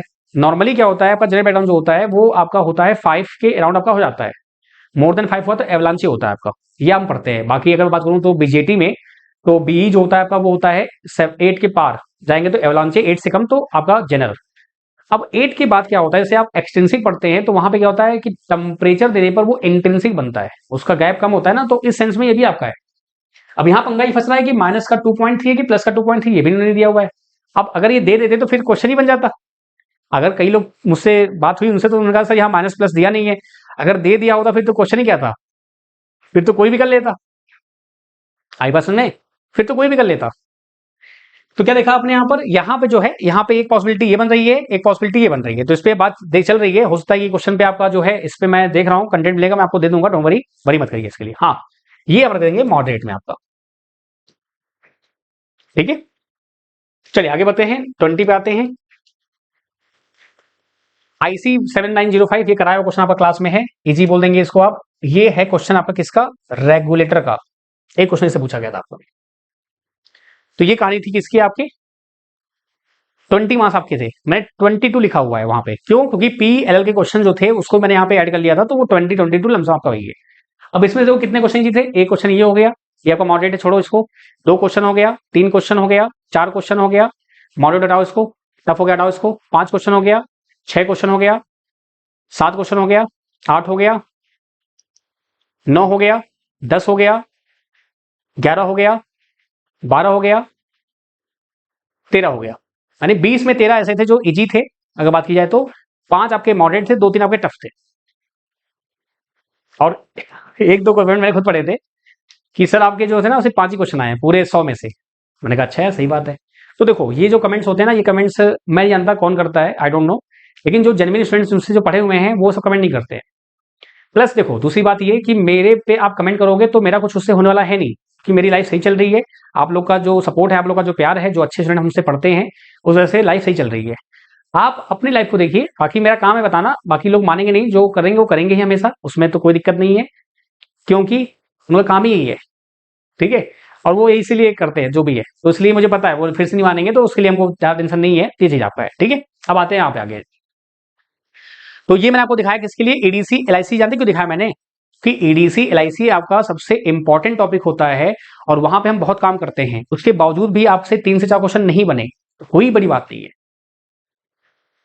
अब मैं अगर सी लैंग्वेज वो दिखा दूं ना आपको, माइक्रो प्रोसेसर आपका, तो चलिए मैं वो दिखाता हूं आपको। बाकी डिजिटल भी आपका सेम ऐसे था। तो यहाँ पे जानते दिक्कत क्या हुई, दिक्कत ये हुई स्टूडेंट के साथ कि जैसे डिजिटल उन्होंने अच्छे से पढ़ा था, डिजिटल में 2-3 क्वेश्चन ऐसे आए जो उनको दिक्कत दे गए, इसलिए वो पैनिक होकर गए, बस हो गया, बाकी कुछ नहीं है। बाकी सी लैंग्वेज और आपका जो माइक्रो प्रोसेसर आपका है, डिजिटल गणित आप देखोगे तो सेम आपको मिलेंगे। देखो यहाँ पे आपका, अब यहाँ पे देखो टॉपिक कौन कौन से गायब हो गए। आपका मल्टी वाइब्रेटर नहीं पूछा आपसे, शिफ्ट 1 की बात कर रहा हूं मैं, शिफ्ट 2 में आपका उसमें नहीं पूछा गया था, मोस्ट ऑफ लेस आपका सिलेबस सेम ही था, उन्हें सिलेबस पकड़ा सेम ही आपका। टाइमर से क्वेश्चन बिल्कुल नहीं पूछे गए आपके। और अगर बात की जाए आपका तो जो टॉपिक आपका है इन्वर्टर यूपीएस से बिल्कुल नहीं पूछे गए आपके। मॉसफेट नहीं पूछा गया, एफईटी नहीं पूछा गया, समझ रहे हैं आप, समझ रहे हैं, आरसी कपड़ नहीं पूछा गया, बहुत कुछ नहीं पूछा गया, ठीक है। तो ये होता है, आप फिर से देखोगे तो अगली बार हो सकता है कि इससे ना उठा के इससे पूछ लें, या इससे पूछ लें, क्या पता, हु नोस, कौन जानता है, कोई नहीं जानता एक्सेप्ट आरआरबी, ठीक है। चलिए भाई, अब आगे बात करते हैं, थोड़ा टेस्टर की बात कर लेते हैं। कितना टाइम हो गया यार, टाइम हो गया 46 मिनट हो गया यार, चलो ठीक है फटाफट। तो प्लीज आप लोग देख लेना, और प्लीज आप लोग फोकस रहिए एएलपी पे। ऐसा बिल्कुल नहीं कि पेपर में कुछ अलग ही आया है, पेपर में कुछ अलग नहीं आया, सब कुछ वही आया था, बस हाँ इस बार पेपर में उन्होंने थोड़ा सा किया है, जो आपके फेमस क्वेश्चन होते थे उन्होंने उसको ना देखिए, हल्का सा उन्होंने चीजों को घुमा के पूछा है, बस हो गया। अब जैसे ये क्वेश्चन आपका रहा, बड़ा प्यारा क्वेश्चन आपका था, ये टफ में आता है। डीडीआर में आपको पूछा है किस तरह से काम करता है, तो ये टफ में आता है डिजिटल में आपका, ठीक है। ये आपका जो था कैरी आउट बिट आपका इग्नोर करते हैं, टूज कॉम्प्लीमेंट में वेरी इजी है। कई लोगों ने मुझसे डाउट पूछा था कि सर आपने टूज कॉम्प्लीमेंट लिया, लास्ट में जो 1 आ रहा है उसको आपने क्या किया, मैंने कहा उसको मैंने इग्नोर किया हुआ है, क्योंकि वो इग्नोर किया जाता है। इजी क्वेश्चन आपका हो गया। फिर बात करते हैं A1 A3 आपका, डेसिमल आपका इजी क्वेश्चन। फिर रोम आपका किसके लिए स्टैंड होता है, इजी। आप खुद सोचो, आप ये टफ था, इसमें तो कोई राय नहीं है, मैंने आपको नहीं पढ़ाया है, ये टफ है, मैंने आपको नहीं पढ़ाया है, लेकिन ये तो इजी था, ये भी तो इजी था, ये भी तो आपका इजी है। आगे आते हैं, ये बड़ा प्यारा क्वेश्चन था आपका। इस क्वेश्चन में लिटरली दिक्कत हुई सबको, क्योंकि डिफरेंस पूछा गया है। तो डिफरेंस में क्या हुआ कि हम जनरली क्या पढ़ते हैं, ए एक्स और बी, एक्स और सी पढ़ते हैं, और ये सभी पढ़ते हैं, और सभी पढ़ाते भी है। आप देख लेना, सभी लोग यही पढ़ाते हैं, सभी लोग यही पढ़ाते हैं, सभी यही पढ़ते हैं, आपकी बुक में ही दिया हुआ है। इन्होंने क्या किया, ये दे दिया। अगर यहां हल्का सा दिमाग लगाते हैं, थोड़ा सा दिमाग लगाते हैं आप, डिफरेंस पूछा था, सी आउट कैसे आएगा, बोरो इन होता है ना आपके डिफरेंस में, बोरो होता है, हासिल होता है, कभी कैरी नहीं आता। तो कहीं ना कहीं आप, मैं इसको टफ में ले रहा हूं, बाकी चाहो तो मैं इसको मॉडरेट ले सकता हूं, लेकिन हाँ ये दोनों तो वैसे नहीं होंगे, बचा क्या ये और ये, इसमें कई लोग फंस गए स्टूडेंट बेचारे। और ऑब्वियस सी बात है कि फंसना जाहिर था, एकदम वाजिब था, ऐसा नहीं कि हाँ आप गलत फंसे, ये सही था। इवन मैं भी होता, मैं भी फंसता इसमें, क्योंकि भाई एग्जाम टाइम में एक गलत डिसीजन सब गड़बड़ कर देता है। तो ये चीज ध्यान रखी थी, वहां पे बस हल्का सा दिमाग लगाना था कि सी आउट कैसे आ जाएगा, सी आउट तो आना नहीं, क्योंकि डिफेंस बात कर रहा है ये। और मजे की बात क्या है, सेम क्वेश्चन 2 बार पूछा गया है, सेम शिफ्ट में। अब इसका वो क्या करते हैं भगवान जाने, वैसे दिखाया तो अब एक गया तो दोनों गया, दोनों का ये दिक्कत है। और ये कहां से पूछा गया आपका, आपका पूछा गया है कॉम्बिनेशन से पूछा गया आपका, ठीक है। चलिए कोई नहीं, इनवेज जो भी है। ये देखो बुलियन का एकदम इजी क्वेश्चन, ये इजी आपका है। फिर आपका ये रहा एन बिट आपका इजी, ये सब रिंग काउंटर कराए हुए क्वेश्चन आपके हैं क्लास में। ये आपका इजी था, बहुत इजी था ये, पता नहीं क्यों गड़बड़ किया।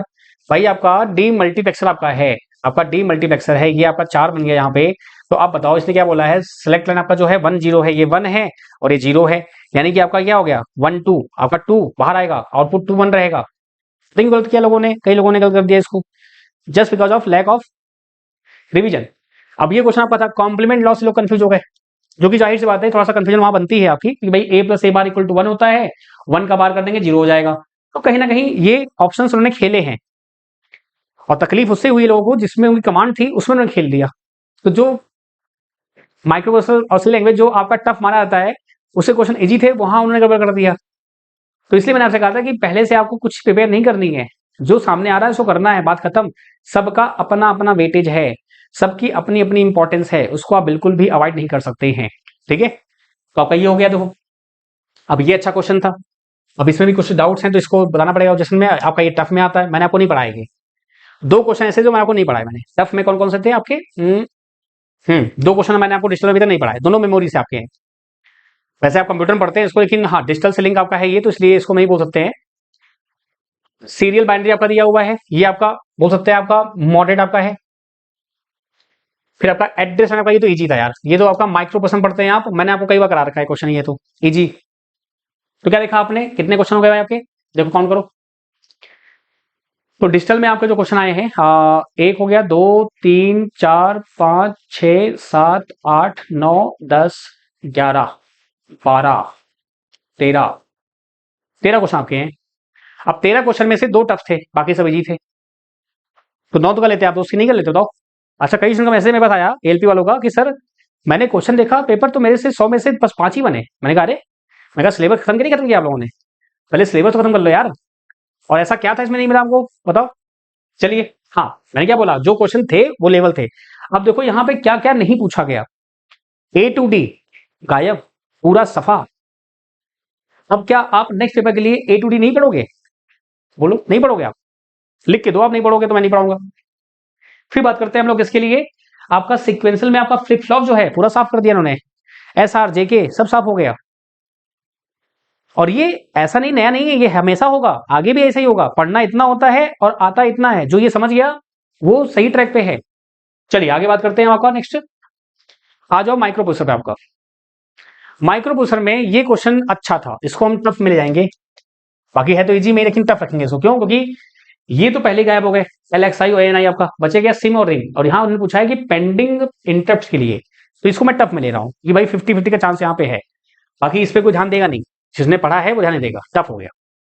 ये बताओ, पोर्ट 2 मैंने क्या कहा था आपसे, 100 बार कहा था कि 8051 का पिन डायग्राम पढ़ लेना पढ़ लेना पढ़ लेना, लेकिन माना नहीं गए लोगों ने। इजी, ये बताओ इजी। ALP वाले स्टूडेंट्स देख लो भाई, क्या ये आपने नहीं पढ़ा है क्या। और देखो आप बाइट दिया आपका यहाँ पे, इजी। भाई पोर्ट की बात नहीं है क्या, यहां से पोर्ट से ही 3-4 क्वेश्चन आपके आ गए थे, 8051 के पिन डायग्राम से ही क्वेश्चन आगे आ गए। फिर ये देखो आपका इजी, मल्टीप्लेक्स आपके जो डेटा लाइन होते हैं 805 में 80, ये देखो आपका इजी। अब यहां लोग फंसे कैसे, पिन के चक्कर में, इनपुट पिन हैं, इसलिए उस सर ने कि भाई आपका 40 पिन होगा। 40 पिन कैसे होगा भाई, इनपुट आउटपुट पिन बोला है, पोर्ट बोला है, बात एक ही हो जाता है आपका। आपके 4 पोर्ट होते हैं, उसके इतने पिन होते हैं, तो पोर्ट 4 ही होते हैं और पिन उसके होते हैं 8, 8 चौक 32 हो गए आपके सीधे।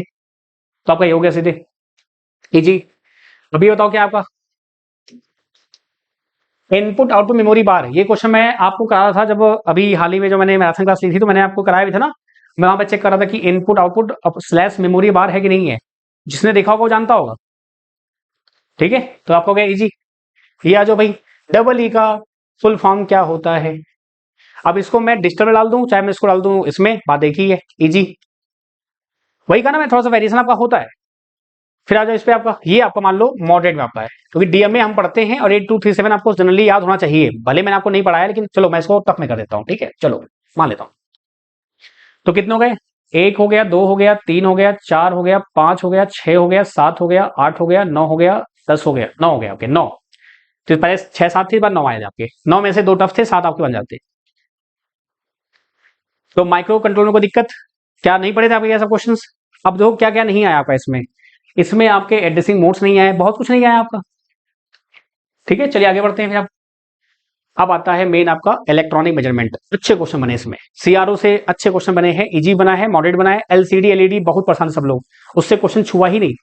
एलसीडी एलईडी से क्वेश्चन इतने मुझे पूछे गए थे कि सर ये करा दो करा दो करा दो, इससे आया ही नहीं। तो इसमें कोई बड़ी बात नहीं है, आ जाता तो क्या करते हम भी, फिर हम और फिर कहते कि अरे यार मैंने कराया है, ऐसा नहीं कराया था मैंने इसको, लेकिन मुझे लगा था कहीं ना कहीं ये हल्का सा गड़बड़ करेंगे। सीआरओ से क्वेश्चन पूछे गए हैं, बढ़िया। सीआरओ से थ्योरी पूछी गई है, कोई न्यूमेरिकल नहीं पूछा गया है। कई लोग बोलते हैं कि सर सीआरओ के न्यूमेरिकल करा दीजिए, ग्रेड 1 में क्वेश्चन भर भर के आए थे, कम से कम 50-100 क्वेश्चन आए थे। एक क्वेश्चन सीआरओ का आया था हर एक शिफ्ट में।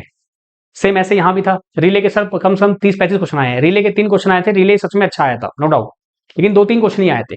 अब उस चक्कर में क्या हुआ, पूरा हल्ला हो गया कि भाई साहब बहुत टफ पेपर आया था। तो ये मैं इसलिए बोल रहा हूँ ताकि फ्यूचर के लिए ये एनालिसिस मैं इसलिए कर रहा हूँ ताकि फ्यूचर में आप इस चीजों को समझिए।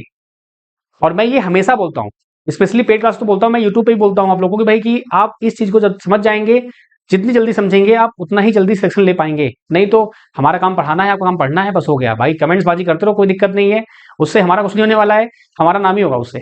ठीक है।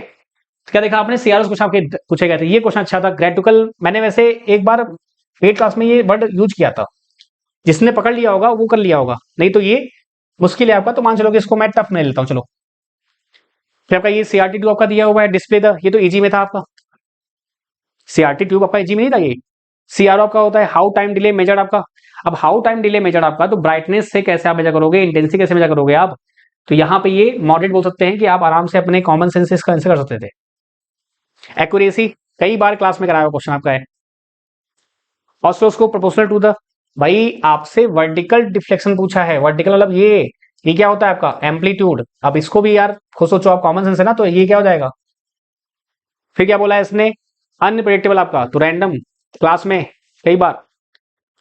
यहां पे आ जाओ भाई, पीजो इलेक्ट्रिक आपका बताओ भाई, वोल्टेज आपका बताओ, आपका ट्रांजिस्टर पार्ट आपका, बस हो गया। कितने क्वेश्चन पूछे गए थे इस बार आपके, 1 2 3 4 5 6 7 7 क्वेश्चन, इसमें से एक टफ, ये एक हो गया, एक ही टफ था जो था, बाकी सब तो इजी थे आपके। अब आती है आपके एसी फंडामेंटल की, सॉरी इसकी, इलेक्ट्रिकल में क्वेश्चंस तो सर्किट दिखा ही नहीं, और मैंने आपसे कहा था सर्किट ज्यादा ध्यान मत देना, नहीं तो फिर कोई मतलब नहीं है, वो आता भी नहीं है। ये आगे बोल रहा हूँ, मैं आगे के लिए बोल रहा हूँ, सर्किट ज्यादा नहीं करना है आपको, बस लिमिटेड फॉर्म में करना है, ताकि आपका कॉन्सेप्ट बिल्डअप रहे, अच्छे से कर पाए आपको। ठीक है। 360 फेज शिफ्ट आपका है, तो ये आपका एडीसी एलआईसी में, और यहाँ भी आपका आ सकता है, इजी क्वेश्चन था आपका, 1 पीरियड ऑफ टाइम होता है आपका। फिर ये आपका रिलेक्टेंस था, ये भी आपका इजी पार्ट था, कि मैंने आपको बता रखा था ना, रिलेक्टेंस लाइक रेजिस्टेंस आपका। ठीक है। तो ये सारे आपके पार्ट जो थे। ठीक है। कम्युनिकेशन, कम्युनिकेशन ने सबसे ज्यादा मुझे शॉक किया है, और आपको भी किया है नो डाउट। सेल्यूलर से 1-2 क्वेश्चन पूछे, रडार गायब पूरा, सेटेलाइट पूरा गायब हो चुका है। ओएफसी से एक क्वेश्चन पूछा गया था, वो भी तो कॉमन सेंस क्वेश्चन था, गायब हो गया। पब्लिक एड्रेस सिस्टम से बिल्कुल नहीं पूछा गया। इलेक्ट्रॉनिक एक्सचेंज आपका जो, हाँ पब्लिक से आपका पीएसटीएन बोल सकते हैं आप, ये बोल सकते हो आप, तो वो भी आपका इससे नहीं है, वो इससे था आपका, पीएसटीएन से था आपका। मजे की बात क्या है, मैंने आपसे कहा था ना कि वेव प्रोपगेशन मत देखना, जो मैथमेटिकल फॉर्म थे मैक्सवेल इक्वेशन जो पूछे गए थे इस बार, बिल्कुल नहीं पूछा गया। ट्रांसमिशन लाइन में आपका कोएक्सियल केबल जो होता है वो उसी में आता है, बाकी इनसे आपका कुछ नहीं पूछा गया था। पूछा गया था भर भर के मल्टीप्लेक्सिंग टेक्निक, भाई साहब उड़ाई दी। सुपर हेटेरोडाइन रिसीवर जो पिछली बार था वो इस बार भी था, पिछली बार भी था, इस बार भी था, यहां से पूछा गया। यानी पूरा एनालॉग कम्युनिकेशन उन्होंने पूरा निचोड़ लिया। यानी नेक्स्ट टाइम मुझे करना है, मुझे उसको और ऐड ऑन करना पड़ेगा। बाकी मैंने पीएम पीपीएम पीडब्ल्यूएम मैंने पढ़ाया था, लेकिन जो इन्होंने पूछा है उसमें हल्का सा उन्होंने और हल्का सा डेप्थ पूछा था, सारे नहीं पूछे थे, हल्का फुल्का। तो अगर बात करूं मैं आपका, यहाँ पर दिखाता हूं मैं आपको क्वेश्चंस जो भी थे, ये क्वेश्चन आपका आ गया। अब ये पीटीएम था आपका, पेरेंट टीचर मीटिंग, आपका ऐसा बिल्कुल नहीं है। पल्स टाइम मॉड्यूलेशन है, तो भाई आपका पल्स टाइम है, तो ए कैसे आएगा, ए कैसे आएगा, पीसीएम कैसे आएगा, तो ये तो इजी में था। जी क्लास में कराया क्वेश्चन, मैंने आपको उस पर कराया हुआ था। अब सेम हूबहू क्वेश्चन नहीं कराया था, लेकिन लॉजिक तो बताया था मैंने आपको ना। दूसरा जो भाई बोल रहे हैं फेज डिटेक्टर का जो होता है पीएलएल बेस्ड आपका, अब ये एडीसी लाइसिंग पढ़ लो या आप यहां पढ़ लो, बात एक ही है। तो फेज डिफरेंस बिटवीन द आपका सीसीओ, ये भी आपका इजी में था, कि ये तो आपका उसके ब्लॉक डायग्राम से ही आप पकड़ लेते, जो मैंने आपको कराया था पीएलएल का ब्लॉक डायग्राम का। यहां पे आते हैं गाइडेड मीडिया आपका, अब ये गाइडेड बोला गया है। आप बताओ गाइडेड मतलब क्या होता है, वायर्ड कम्युनिकेशन। क्या रेडियो कभी होगा, इंफ्रारेड कभी होगा, सेटेलाइट कभी होगा, ऑप्टिकल फाइबर से ये क्वेश्चन पूछा गया था आपका, इजी। आगे आओ। In circuit switching a dedicated communication path stabilize between sender and receiver, the technique is primarily used in which of the following network आपका। वायरलेस है, सेल्युलर है, इंटरनेट आपका, ये सब कैसे होते हैं आपका, ऐसे फेंक देते हैं वहां पे, बचा क्या आपका दिस वन। तो इसको आप मॉडरेट ले लो, बाकी ये आराम से बन जाता है, ऐसा कोई इशू नहीं है। Primarily responsible for the transmitted signal आपका, ये मैंने आपको पढ़ाया था किसमें, वेव प्रोपगेशन में आपका जो डिस्टॉर्शन होता है, मल्टी पाथ फेडिंग, आपको अगर याद हो मैंने जब थ्योरी पढ़ाई थी, जो भी स्टूडेंट्स थे पेड ग्रुप में, तो ये क्वेश्चन उसका है। चलिए भाई आगे बढ़ते हैं। एफएम आपका देखो भर भर के पूछा गया है, इजी, ये नहीं पढ़ाया मैंने क्या आपको, एफएम फोरियर ट्रांसफॉर्म, ये था मेरे लिए सरप्राइजिंग। ये जैसे था इन्फॉर्मेशन थ्योरी था 19 में ना, वैसे ये भी सरप्राइजिंग था मेरे लिए। हाँ, ये बहुत लोगों ने कर लिया होगा, कि मैंने क्या कहा, मैंने मास्टर क्लास में क्या हुआ कि मैंने जो कुछ टॉपिक होते हैं मैंने पढ़ाए हैं। अब ये टॉपिक जो आपका है, ये आप पढ़ते हैं सिग्नल सिस्टम में। तो कई लोग क्या करेंगे ना, कई लोग सिग्नल सिस्टम पीएचडी कर लेंगे, मत करना, वेस्ट ऑफ टाइम है। ये वो क्वेश्चंस हैं जो 10 में से बताया मैंने आपको, 10 क्वेश्चन जो होते हैं ना, 11 क्वेश्चन, 10-11 क्वेश्चन जो भी रहते हैं, ये वो हैं। अब ये अंतर क्वेश्चन क्यों आया होगा, ये क्वेश्चन इसलिए आया होगा कि जब हम लोग फोरियर ट्रांसफॉर्म, मैंने आपको बता रखा है ना, आपने क्लास में देखा होगा, तो मैंने आपसे कहा था कि जब हम फ्रीक्वेंसी स्पेक्ट्रम ड्रॉ करते हैं तो हम फोरियर ट्रांसफॉर्म लेते हैं, और हम ये पढ़ते हैं सिग्नल सिस्टम में, आई बात समझ में। तो वहां पर मैंने आपको बताया था ये। तो ये करते क्यों है कि वो आपका स्क्वायर होता है तो सिंक बनाते हैं, ताकि हम उसको फ्रीक्वेंसी की एनालिसिस कर सके। तो ये एम्पलीट्यूड जो आपका है, यानी ये कम्युनिकेशन के हिसाब से उन्होंने यहाँ पे दे दिया होगा, तो कम्युनिकेशन का इन्होंने कवरेज थोड़ा बढ़ा दिया है, कि यहाँ आपको कुछ ना कुछ चीजें देखनी पड़ेंगी, क्योंकि यहाँ मैंने देखा 2-3 क्वेश्चन आपके काफी सरप्राइजिंग थे। एक ये क्वेश्चन मुझे नहीं लगा था कि ये आएगा, क्योंकि ये नहीं होना चाहिए था, देखा जाए तो जेई में ये नहीं पूछ सकते। अब उन्होंने क्यों पूछा, वही मैंने कहा ना, कम्युनिकेशन का पार्ट लेके उन्होंने पूछ लिया। ठीक है, बाकी ये सब थ्योरी पार्ट है, 2-3 आपके फिक्स्ड वो होते हैं, पैटर्न होते हैं, उनको फॉलो करना होता है, दैट्स आपका। ये आप आ जाओ इजी, एलियासिंग इफेक्ट नहीं पढ़ा आपने सैंपलिंग में, ये आ जाओ भाई आपका वीएचएफ यूएचएफ दिया हुआ है, कार्सन रूल आपका नहीं पढ़ा आपने एफएम में, सब देख लो, पूरा इससे ही पकड़ लिया है, पूरा का पूरा इससे पकड़ लिया है, पूरा का पूरा इससे। ये आ जाओ भाई, एफएम देखो फिर से आपका टू वे। अब यहाँ पे हाँ, टेलीविजन आपका जो होता है वीएसबी होता है, तो पहले गया। एफएम रेडियो ब्रॉडकास्टिंग में नैरो बैंड, मैंने आपसे बोला था ना कि एनबी एफएम जो होता है वो आपका जस्ट लाइक अ मॉड्यूलेशन, आपका एम्पलीट्यूड आपका मॉड्यूलेशन है आपका। वाइड बैंड जो होता है जनरली यूज करते हैं, तो यहाँ पे ये थोड़ा सा मॉडरेट लेवल का है, यानी कि इसको आप ऐसा नहीं कि हाँ आपको पता होगा, एग्जाम टाइम में ऑफिस बातें की दिक्कत देगी। ये देखो किसके हैं भाई, एएम के हैं, क्या इसको मैं टफ बोलूं अब, जी। यहाँ जाओ भाई, पीएलएल आपका, ये कहा मैंने आपका, ये क्वेश्चन थे जो दमदार थे। अब इसमें आपको पीएलएल के बारे में थोड़ा डेप्थ में चाहिए था, और लेकिन मैंने जो आपको पढ़ाया था, मैंने आपको पढ़ाया था पीएलएल का ब्लॉक डायग्राम, उसके important concept, that's it. Even आप कहीं भी देख लोगे ना, आपको ऐसे ही पढ़ाया जाएगा। लेकिन अब लोग क्या करेंगे, इस पे ध्यान रखेंगे चीजों को, लेकिन अब इस पे ध्यान देंगे, किसी और टॉपिक से आ जाएगा टफ, तो किसी और से आएगा भी नहीं अब, क्योंकि भाई सब तो ऑलरेडी आप पढ़ चुके हो ना, रडार से एक भी क्वेश्चन नहीं मिला आपको, सेटेलाइट से ढंग के क्वेश्चन नहीं मिले आपको, वेव से नहीं मिले आपको ढंग से क्वेश्चन, तो बचा क्या आपका दिस वन, यही आपको पढ़ना है, तो बाकी सब तो आप पढ़ चुके हो ऑलरेडी। और पीएलएल तो आपका डीसीएल पार्ट है आपका, ठीक है, टफ में आ जाता है मान लो आपका। फिर अगेन आपका देखो आई डायग्राम है आपका, ये आई डायग्राम भी आप जो है अनएक्सपेक्टेड था, ये दो क्वेश्चन आपके अनएक्सपेक्टेड थे आपके, एक तो फूरियर ट्रांसफॉर्म, एक बार आई डायग्राम का जो है, यही पढ़ते हैं आप, कम्युनिकेशन का पार्ट आपका ही पढ़ते हैं आप इसको। फिर कोएक्सियल केबल दिया है, most commonly use in the following, आपका केबल टीवी में एकदम सही बात है। अंडर वाटर आपका वायरलेस, आपका वायरलेस में कैसे करोगे आप केबल, सेटेलाइट में कैसे करोगे केबल आपका, ये दो वो तो पहली बार हो गए। अंडरग्राउंड में आप करते हो ओएफसी, बचा क्या आपका केबल टीवी आपका, ये कॉमन सेंस क्वेश्चन था, इजी हो जाता है आपका ये। फिर आते हैं यहाँ पर आपका, अब यहाँ पे कई लोग कंफ्यूज हो गए प्लास्टिक में, अरे ग्लास होता है बात खत्म, प्लास्टिक में कंफ्यूज हो गए, ओवर थिंकिंग, गड़बड़ हो गया उसी से। फिर यहाँ पे आ जाइए अवॉइड बीपीएस के आपका, तो आपने डिफरेंशियल शिफ्ट के लिया था आपने, डीपीएस के मैंने आपको एक क्वेश्चन कराया भी था आपका, इसके लिए कराया हुआ क्वेश्चन आपका था, लेकिन हाँ क्वेश्चन का टाइप थोड़ा अलग था, वहां पे एक्स नॉर पूछा गया था, यहाँ पे ये पूछा गया था, बस ये फर्क है। फिर आप आगे आएंगे तो क्या होगा, ये आ गया सुपर हेटेरोडाइनमिक रिसीवर का आपका, इजी।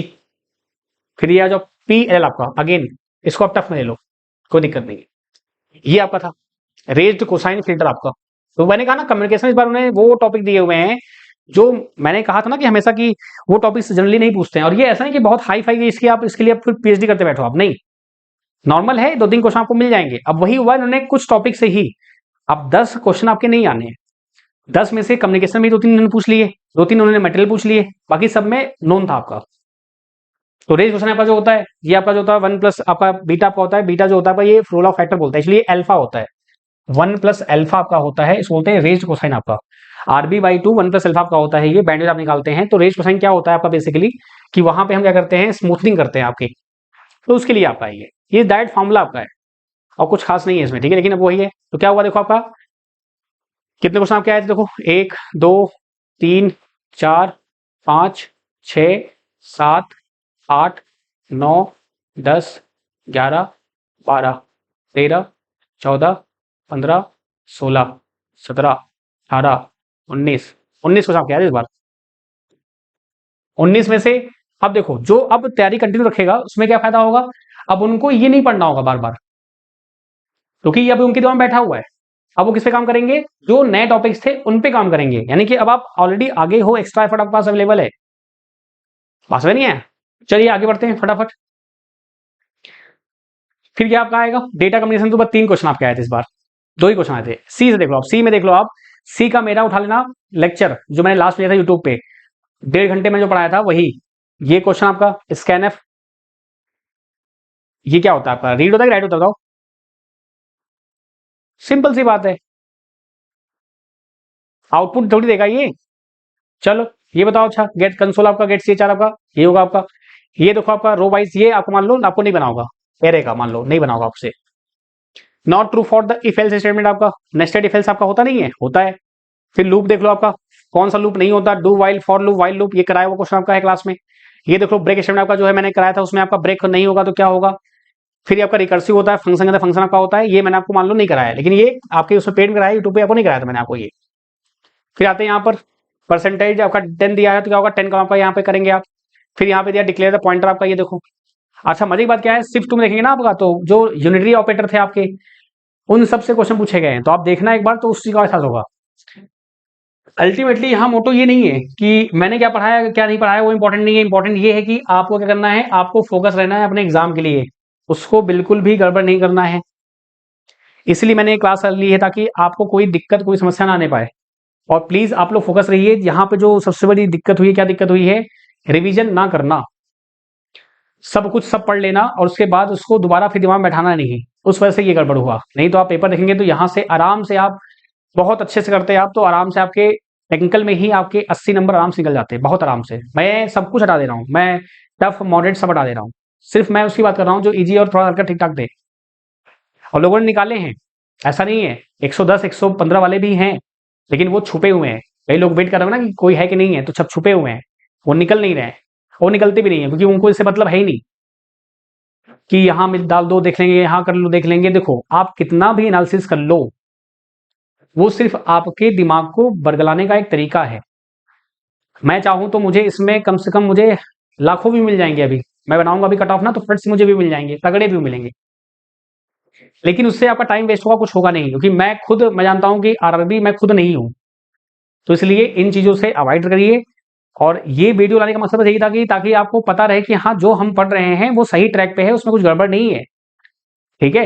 और ये मेरा हर बार होता है, ऐसा नहीं है, क्योंकि मुझे पता होना चाहिए ना हमारे स्टूडेंट्स को कि भाई कोर्स से क्या हो रहा है क्या नहीं हो रहा है, क्या चीजें हुई क्या चीजें नहीं हुई, और कहाँ हमने गलती की, क्या हमने गलती की जो हमको आगे फर्दर काम करेगा। और प्लीज जो लोग भी 2 3 4 साल तैयारी कर रहे हैं, आप लोग कोई जॉब साथ में करते रहिए, नहीं तो आगे चल के बहुत दिक्कत हो जाएगी। पहले जॉब सर्च करिए, वैकेंसी आएगी या नहीं आएगी ये सिर्फ रेलवे जानता है, लेकिन जिस हिसाब से उन्होंने एएलपी की वैकेंसी दी है 25 वाली, हो सकता है वो अब वो फॉलो कर रहे हैं तो वेल एंड गुड रहेगा। फिर आपके बैचेज आएंगे, सब कुछ आएंगे, लेकिन अभी आपको बैच कुछ नहीं ज्वाइन करना है। अभी आपको पहले रिलैक्स होना है, अपनी लाइफ के बारे में सोचना है कि अब करना क्या है। नॉन टेक में क्या हो रहा है आपके साथ, टेक्निकल में क्या हो रहा है आपके साथ, आपने नॉन टेक में कितना टाइम दिया, टेक्निकल में कितना टाइम दिया आपने, टेक्निकल में कितना इंप्रूवमेंट आपके अंदर हुआ, that is the important thing जो आपको समझना है। अगर नॉन टेक आपका सुपर है, टेक्निकल में आप काम करते रहिए, कोई दिक्कत नहीं है। मैं फिर से बोल रहा हूँ, एज अ बड़ा भाई मैं आपको सेशन दे रहा हूँ, क्योंकि लाइफ बहुत ज्यादा वर्स्ट है, बहुत गड़बड़ है।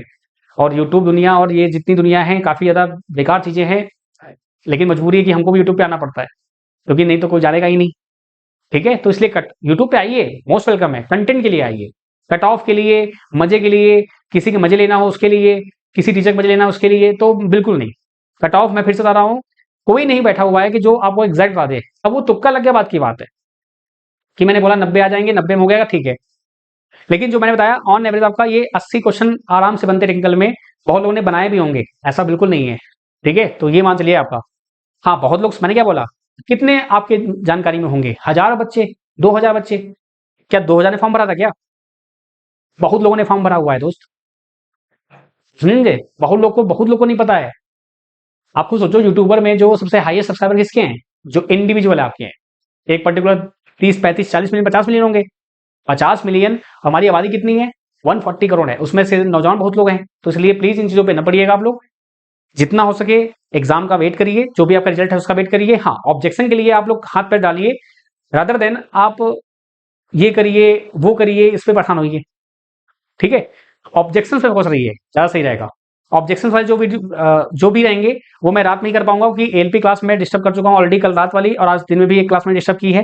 लेकिन अब मैं डिस्टर्ब नहीं करूंगा एलपी वालों को, क्योंकि उनका एग्जाम सामने है और एलपी बहुत लोगों ने फॉर्म फिल किया हुआ है। सो प्लीज आप लोग फोकस रहिए अपने पे और रिवीजन करिए। जितना रिवीजन करेंगे आपको उतना फायदा मिलेगा। रिवीजन करेंगे तो सिलेक्शन होगा, रिवीजन नहीं करेंगे, मैं लिख के दे रहा हूं, ये हर बार ऐसे ही होगा, ये कुछ नया नहीं है, हर बार ऐसे ही होगा, हर बार पेपर ऐसा ही आएगा। अब पेपर ये मार्केट में आ चुका है, अब ये पेपर इजी हो गया।